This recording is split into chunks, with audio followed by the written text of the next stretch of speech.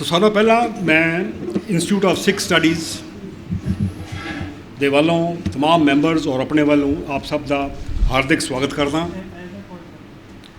ਔਰ ਉਮੀਦ ਹੈ ਕਿ ਅੱਜ ਦਾ ਜੋ ਲੈਕਚਰ ਹੈ ਇੱਥੋਂ ਤੁਸੀਂ ਕਾਫੀ ਕੁਝ ਲੈ ਕੇ ਜਾਓਗੇ ਔਰ ਅਸੀਂ ਤਾਂ ਸਿੱਖਾਂਗੇ ਹੀ ਪਰ ਹਾਂ ਸਾਡੀ ਉਮੀਦ ਹੈ ਕਿ ਹਰ ਇੱਕ ਜੋ ਅੱਜ ਜੋ ਸੁਣਨ ਆਏ ਨੇ ਜ਼ਰੂਰ ਲੱਗਣਗੇ। Now to take the move forward, today's talk is on the Uniform Civil Code, and we have three very honored people to speak to us. Firstly, we have Dr. Kashmir Singh, who's been head of the Department of Law of the Guru Nanak Dev University. He has got plenty of books, magazines, articles to his credit, and he's contributed a lot. Rather, the last meeting which was held by the SGPC Amritsar ਦੇ ਵਿੱਚ ਉੱਥੇ ਵੀ ਆਏ ਜਾ ਕੇ ਉਹਨਾਂ ਨਾਲ ਆਪਣੇ ਵਿਚਾਰ ਪ੍ਰਗਟ ਕੀਤੇ ਸੀ ਇਹਨਾਂ ਨੇ ਉੱਥੇ ਜਾ ਕੇ। ਫਿਰ ਦੂਜੇ ਆਏ ਨੇ ਸਾਡੇ ਨਾਲ ਪ੍ਰੋਫੈਸਰ ਖਾਲਿਦ ਮੁਹੰਮਦ ਜੋ ਕਿ ਪੋਲੀਟੀਕਲ ਸਾਇੰਸ ਦੇ ਪ੍ਰੋਫੈਸਰ ਨੇ ਫਰੋਮ ਪੰਜਾਬ ਯੂਨੀਵਰਸਿਟੀ। ਇਹਨਾਂ ਦੇ ਵੀ ਤਕਰੀਬਨ 35 ਸਾਲ ਦੀ ਇਹਨਾਂ ਦੀ ਟੀਚਿੰਗ ਔਰ ਰਿਸਰਚ ਐਕਸਪੀਰੀਅੰਸ ਹੈਗਾ ਹੈ ਔਰ ਇਹਨਾਂ ਨੇ ਵੀ ਅਲੱਗ-ਅਲੱਗ ਬੋਡੀਜ਼ ਦੇ ਵਿੱਚ अपना रिसर्च किया है और काफ़ी कुछ अपना नाम कमाया है। और आखिर च ऑफकोर्स साढ़े को डॉक्टर स्वराज सिंह जो आम साढ़े को आते रहते हैं, he is a thinker, a very renowned Sikh thinker, and who will finally be the president for the lecture. Now to come back to the Uniform Public Civil Code, you'd all recollect that there was a public notice issued on 14th of June this year by the 22nd Law Commission of India, and they had placed this in front of the entire public. But however, there was no draft given along with this. So as there was no draft given along with this, so there was a bit of a dilemma in the minds of people, because it is a matter of concern especially for the religious minorities who felt that they need to know something as to what exactly is in the draft, because it concerns almost everything that affects life on a daily basis, whether it's marriage, divorce, inheritance, adoption, and so on and so forth. Although the honored speakers will give to it in length, but just to give a few checkpoints from the Constitution of India, that the Uniform Civil Code is in Part 4 of the Indian Constitution, and Article 44. It states,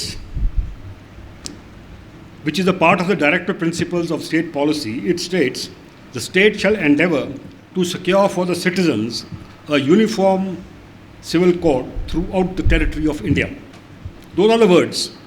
And I'm sure when Professor Shah speaks to us, he will go into a lot of details explaining this sentence to all of us in detail. Now, there's a lot of apprehension about it affecting us in some ways, but what needs to be clarified is that the freedom of religion is covered in Article 25. Now, Article 25 further has two explanations. The first explanation talks about our kirpan, and it is as per the fundamental right we are allowed to carry that. Any enactment of the Uniform Civil Code cannot affect the freedom which we have of religion through the Constitution. It is very clear. Moreover, as and when the code comes to the public, it's fair, and further it's passed, as you all remember, it requires a 2/3 majority from both the houses for it to be passed as an enactment.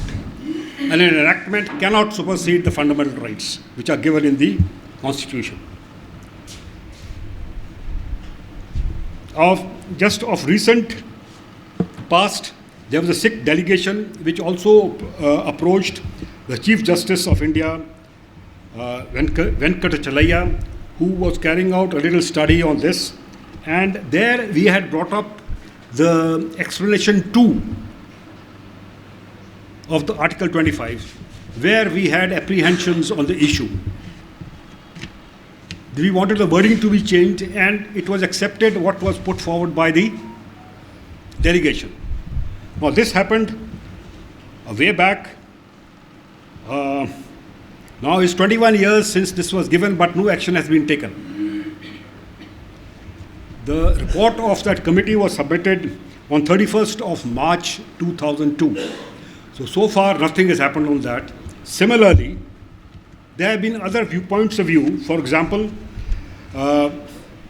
the Supreme Court has ruled only those religions which poses considered essential on integral to a particular religion was entitled to the protection under the Act.